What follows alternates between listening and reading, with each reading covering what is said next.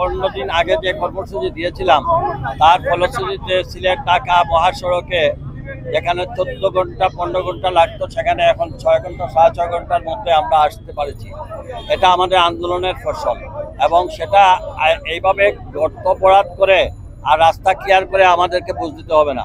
আমরা clear cut অন্যান্য যে বিভাগীয় শহরে যেভাবে রাস্তাঘাট হয়েছে আমাদের চলার জন্য আমাদের পূর্বের যে রাস্তাটা ছিল যে মরহুম এম সাইফুর রহমানের সময় দেশনেত্রী বেগম খালেদা জিয়ার শাসনামলে যে 2 লেনের যে রাস্তাটা ছিল সেই রাস্তাটাকে সচল করে দেওয়া হোক এবং নতুন যে এক্সটেনশন রাস্তা যেটা এটা ওনারা পর্যায়ক্রমে করুক, আমাদের কোনো আপত্তি নাই। কিন্তু এই রাস্তাটাকে আমাদের 2 লেনের যে রাস্তা এটাকে আমাদের মানে পারফেক্টলি আগের অবস্থায় ফিরিয়ে দিতে হবে।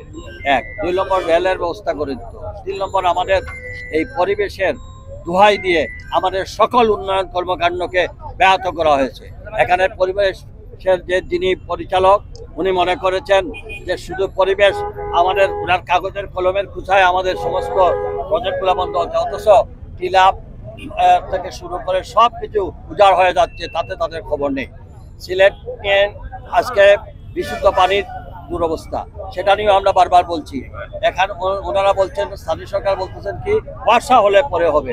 ওয়াসা কবে হবে এর জন্য সিলেট নগরবাসী আমাদের পানির বিশুদ্ধ খাবার পানির ব্যবস্থা করা যাবে না, এটা মেনে নেওয়া যায় না। সব কিছু কমপ্লিট হওয়ার পরেও দেখা যায় এইগুলা ব্যক্ত আবার নথিতে ফেরত পাঠানো হয়, আর্থিক অবস্থাকে কমিয়ে আনার কথা বলা হয়।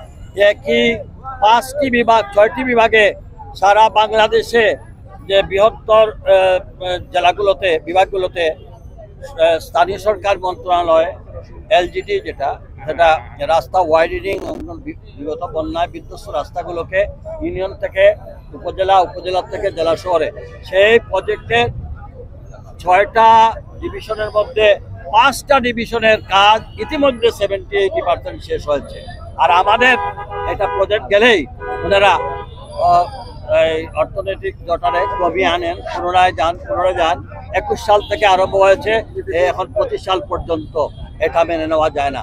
এভাবে আমরা আগামীকালকে আরো বিস্তর বিষয় আমাদের সমস্ত শ্রেণী পেশার মানুষ, বিভিন্ন উলামায়ে কেরাম, ধর্মীয় বিভিন্ন প্রতিষ্ঠানের যারা আছেন, আমাদের সিলেটের শিক্ষাবিদরা আছেন, সবাই মিলে কালকে আমরা বিস্তারিত বলবো।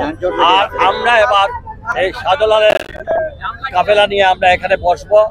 আমাদের সুস্পষ্ট সুন্দর সমাধান না হওয়া পর্যন্ত আমরা এখান থেকে উঠে আসবো।